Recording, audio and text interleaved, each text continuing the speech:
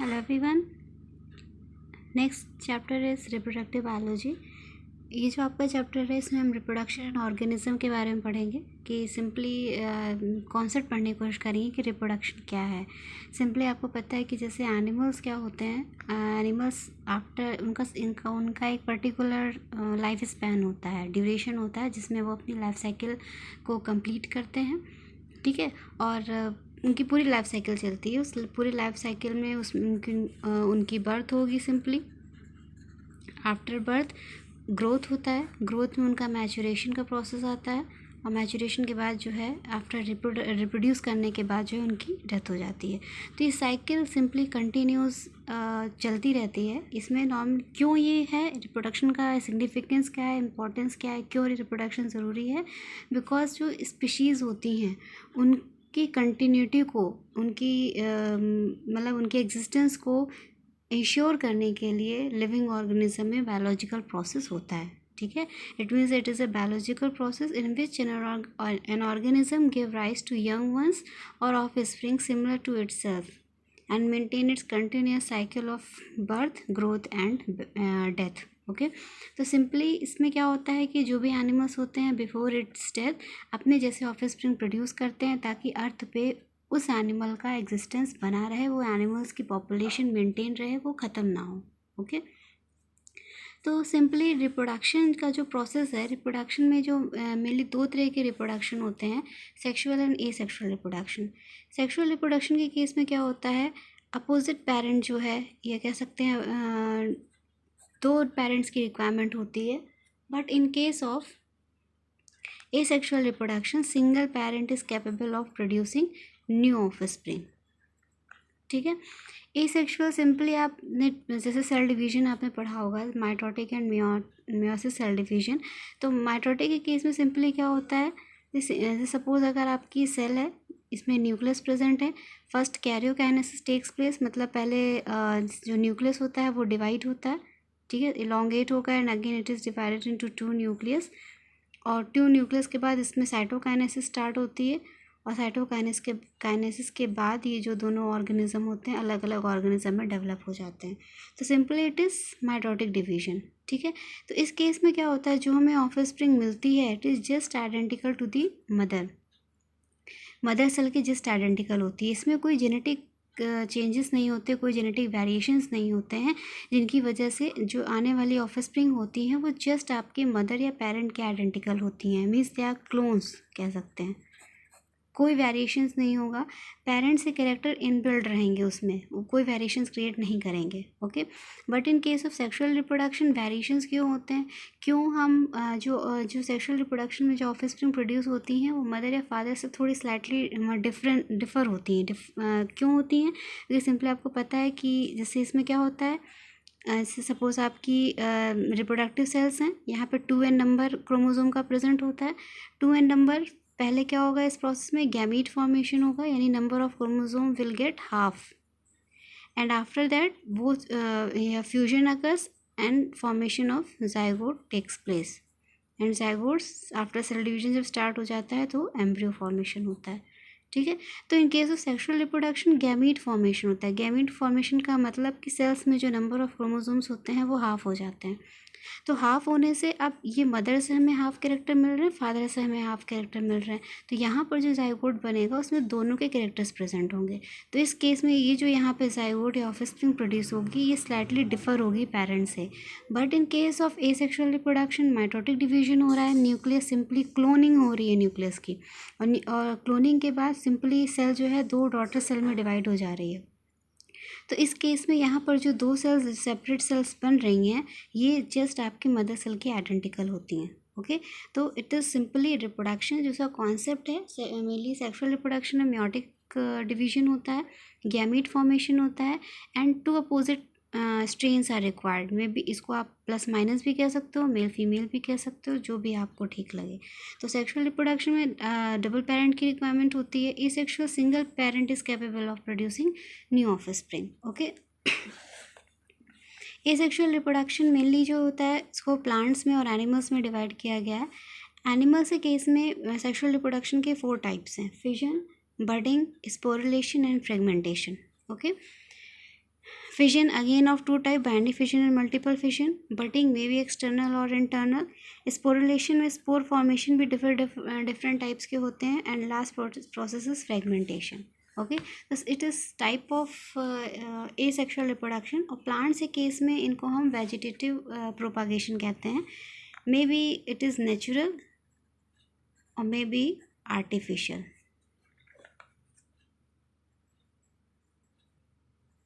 Okay, so I think इतना clear होगा कि रिप्रोडक्शन सिंपली क्या प्रोसेस है, बायोलॉजिकल प्रोसेस है जिसमें हम क्या करते हैं, अपनी स्पीशीज़ की कंटिन्यूटी को मेंटेन किया जाता है, इंश्योर किया जाता है कि पर्टिकुलर स्पीशीज़ है उसका जेनेटिक कंस्टिट्यूएंट ख़त्म ना हो. तो इसलिए एनिमल्स रिप्रोड्यूस करते हैं, अपनी जैसी ऑफस्प्रिंग प्रोड्यूस करते हैं अपनी पॉपुलेशन को कंटिन्यू रखने के लिए. दो टाइप के रिप्रोडक्शन होते हैं, sexual and asexual reproduction. In case of sexual reproduction, simply opposite parents are required, gamete formation occurs, and the offspring which are produced is differ from the parent.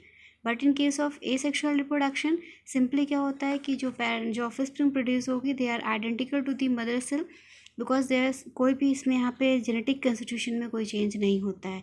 And single parent is capable of producing all, you can say that जो single parent है वो ही capable होता है नई offspring produce करने के लिए. Okay, asexual reproduction हमने बताया डिफरेंट टाइप्स होते हैं, फिजन, बडिंग, स्पोरुलेशन, फ्रेगमेंटेशन. यहाँ पर हम फिजन के बारे में डिस्कस करेंगे. फिजन सिंपली क्या होता है, इसमें सिंपली जो सिंगल सेल होती है या कोई भी ऑर्गेनिजम्स होता है जो कि सिंपल ऑर्गेनाइजेशन जिसमें प्रेजेंट होता है, ज़्यादा कॉम्प्लेक्स ऑर्गेनाइजेशन बॉडी का नहीं होता है. मोस्टली एसेक्सुअल रिप्रोडक्शन उन ऑर्गेनिजम्स में होते हैं जिनका बॉडी ऑर्गेनाइजेशन बहुत डेवलप होता है, जैसे organ grade organisation, organ system develop हो जाते हैं, तो उनमें मोस्टली सेक्सुअल रिप्रोडक्शन होता है.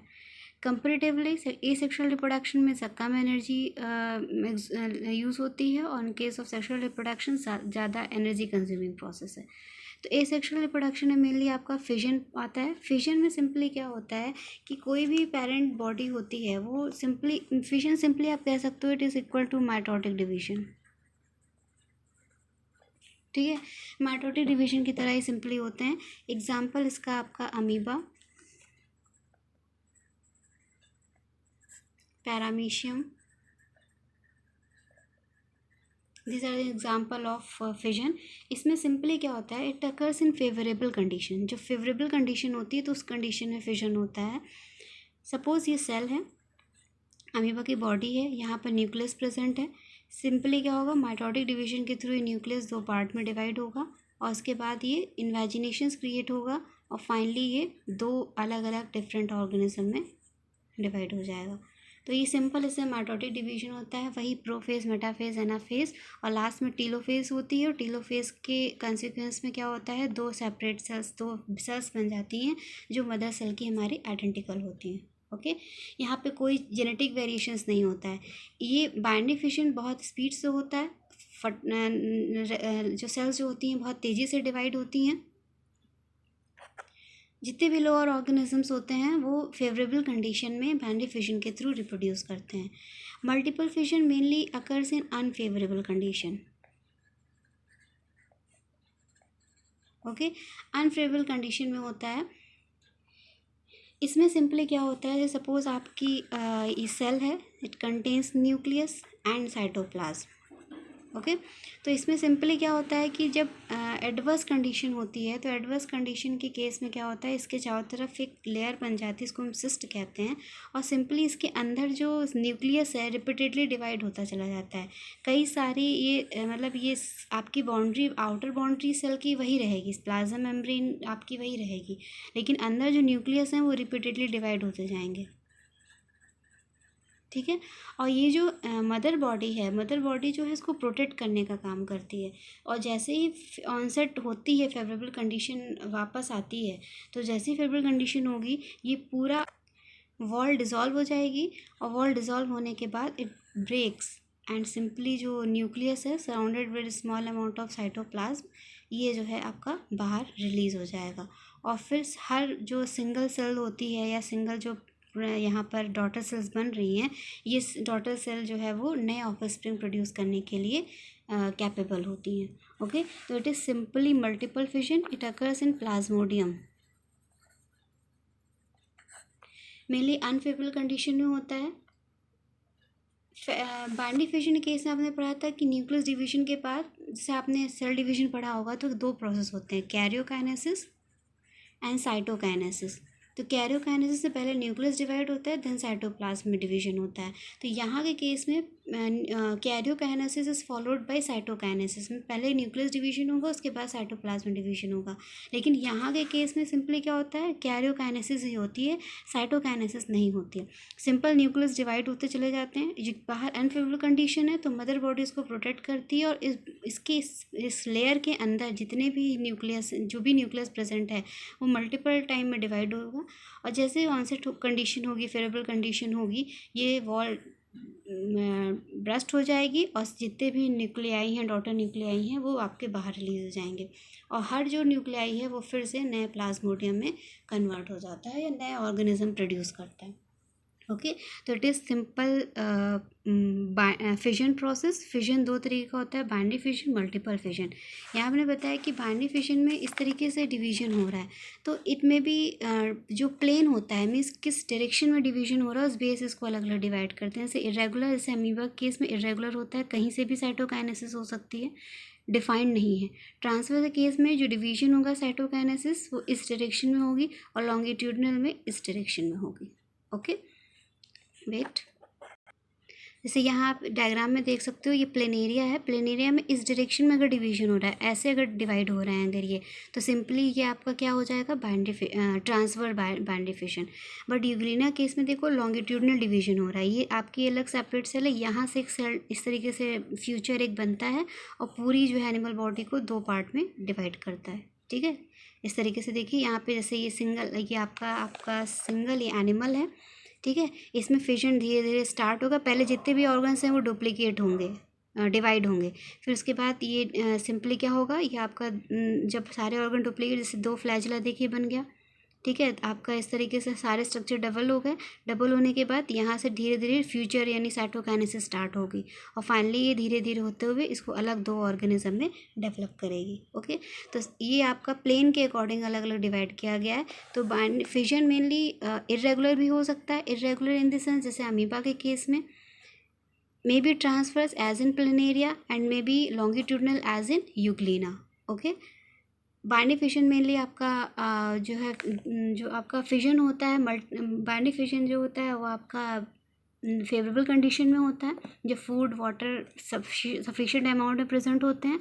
और जो आपका मल्टीपल फिजन होता है, ये अनफेवरेबल कंडीशन में होता है. Okay, thank you.